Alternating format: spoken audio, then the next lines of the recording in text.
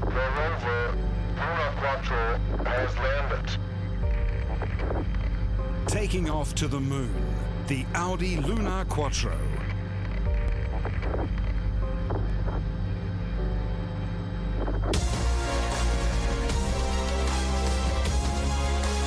Ladies and gentlemen, please welcome the President of Audi of America, Scott Keogh.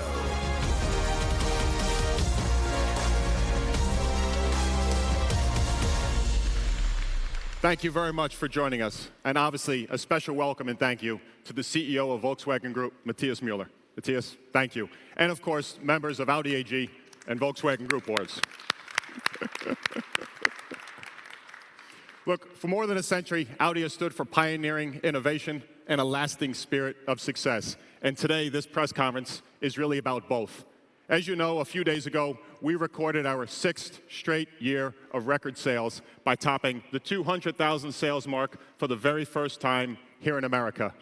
After taking 40 years to achieve 100,000 sales in the USA, we recorded our second 100,000 in just 5 very short years, doubling our sales in 5 years. Now, of course, this couldn't have happened without the best team in the business. And it's my pleasure to deeply thank and celebrate the entire team at Audi of America, the Audi dealer network in the US, for investing so much heart and soul into our stunning gains. Now, of course, as many of you know, cars don't get sold without the best partner and the best sales guy in the business. So Mark DeRosso, I know you just made about 2 minutes ago from DC. Thank you very much for everything you've done for us. Thank you. Now, of course, we are on this arc of success precisely because Audi celebrates the pioneer, the innovator, the creative mastermind. And because of this spirit, I am announcing today that Audi will return to the Super Bowl. We call the commercial Commander. As this sneak peek suggests, there is something shared between the Audi pursuit of mobility's unfolding horizons and the brave commanders who have explored the final frontier. And that is why I am pleased to introduce a real commander today to share why it's essential to explore and cultivate a pioneering spirit. 43 years ago, this commander hopped into a visionary vehicle for a radical ride like nothing any of us have experienced since. Please join me in welcoming the last man on the moon from the legendary Apollo 17 mission in 1972, Captain Gene Cernan. Gene.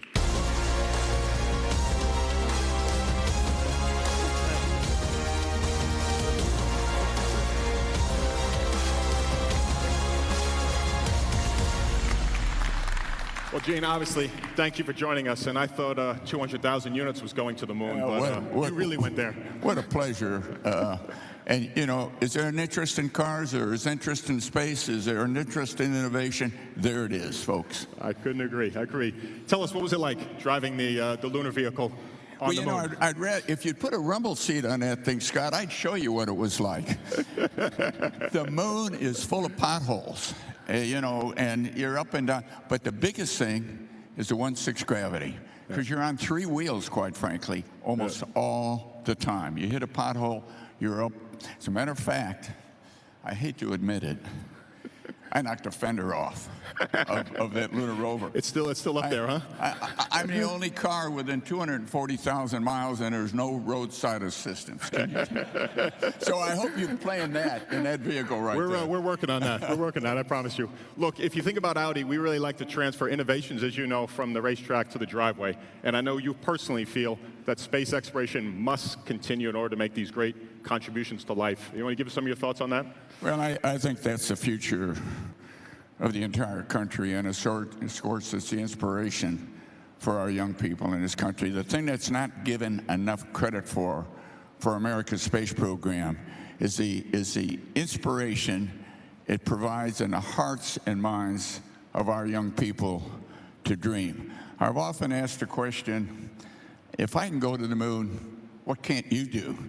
And I very seldom get an answer, but the real answer comes from the fact, if you believe in yourself, you got the courage to accept the challenge and are willing to take the risk, there isn't anything any of our kids or grandkids or theirs can't do if they want to do it badly enough.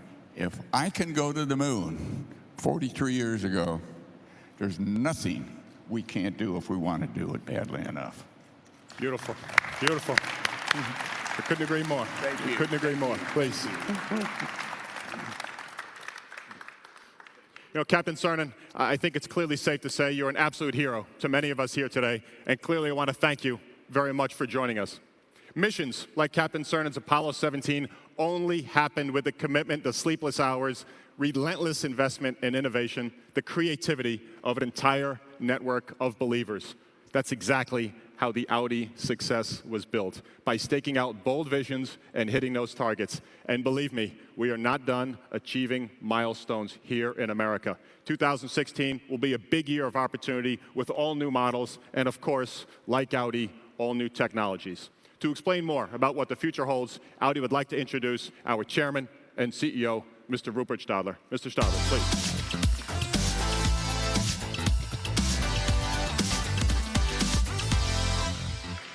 Good morning, ladies and gentlemen, and thank you very much, Scott. Congratulations on your great success here in the United States, and also, I would say, a big applause to our dealers for breaking the 200,000 vehicles landmark. Thanks a lot. I think this is very encouraging as we move forward. Ladies and gentlemen, in 2015, we continued to pursue our worldwide journey for growth. And despite increasing volatility in key markets, we achieved a new overall sales record of 1.8 million automobiles worldwide. And please remember, we are now ahead of our strategy 2015 by more than 300,000 units. And in 2016, we will bring more than 20 models to the worldwide markets. And this includes essential carriers of success, such as the new Audi Q7 and the Audi A4 that will come to the US market shortly. Going forward, within our strategy 2020, we will focus on future mobility technologies, products and solutions, all of them sustainable and digital. So, how to start? First, we will emphasize our electric mobility engagement. Within the next 3 years, we will launch 3 additional plug-in hybrids. It is about the Audi A6, it is about the Audi A7, and we talk about the Q8 e-tron. In 2018, our first purely battery electric SUV will come also to our customers. And this is only the beginning, and there is more to follow. Second, with piloted driving and with piloted parking, we demonstrate pioneering innovations. We are ready for volume production. The new Audi A8 sedan in 2017 will be the first serious car to fully take over driving functions. And this not only for customers in one single market, like in the US, but across the world. And as we have shown in our Audi Urban Future Initiative and the award-winning concept for the Boston-Washington region, traffic in the cities of the future will be about merging individual and public transport, will be about piloted driving and piloted parking, and about self-learning cars connected to each other and the traffic infrastructure. So, while I would like us to focus on the future of mobility, there is one topic that was overlaying everything last year, the exhaust issue. It has been an inflecting point for all of us at Audi and for everyone within the Volkswagen Group. And I would like to take this opportunity to confirm that we are 100% determined to get this issue thoroughly resolved, that we are strictly committed to clarify any open questions, and we are heavily focused on quick and easy and sustainable solutions. That's what we owe our valued customers, our distinguished stakeholders, and the authorities, both in the United States and around the world. While it is crucial to resolve this issue, it is a unique opportunity for change and for innovation. And honestly, I am very confident that we at Audi, we will leverage this momentum and turn our company to the better. Our mission for Audi is very clear. We make the four rings shine on. Look what this means. You will see it.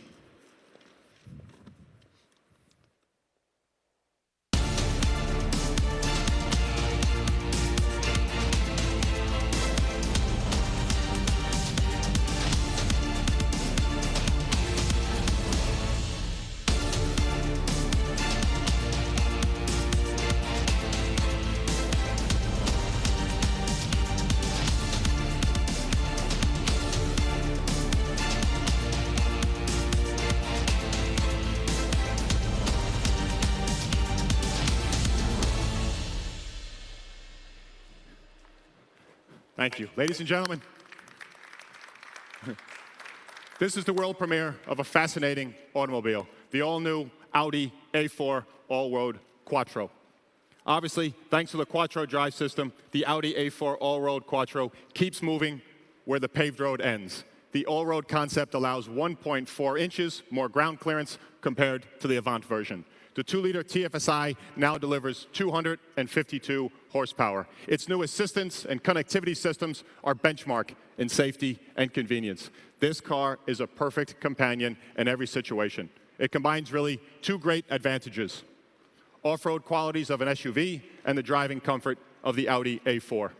Ladies and gentlemen, for decades, the Audi A4 has incorporated our brand's key innovations and convinced our valued customers. Globally, every fifth Audi is an A4, and we are convinced that the new A4 family will contribute strongly to the momentum here in America and, frankly, all over the world. Thank you very, very much.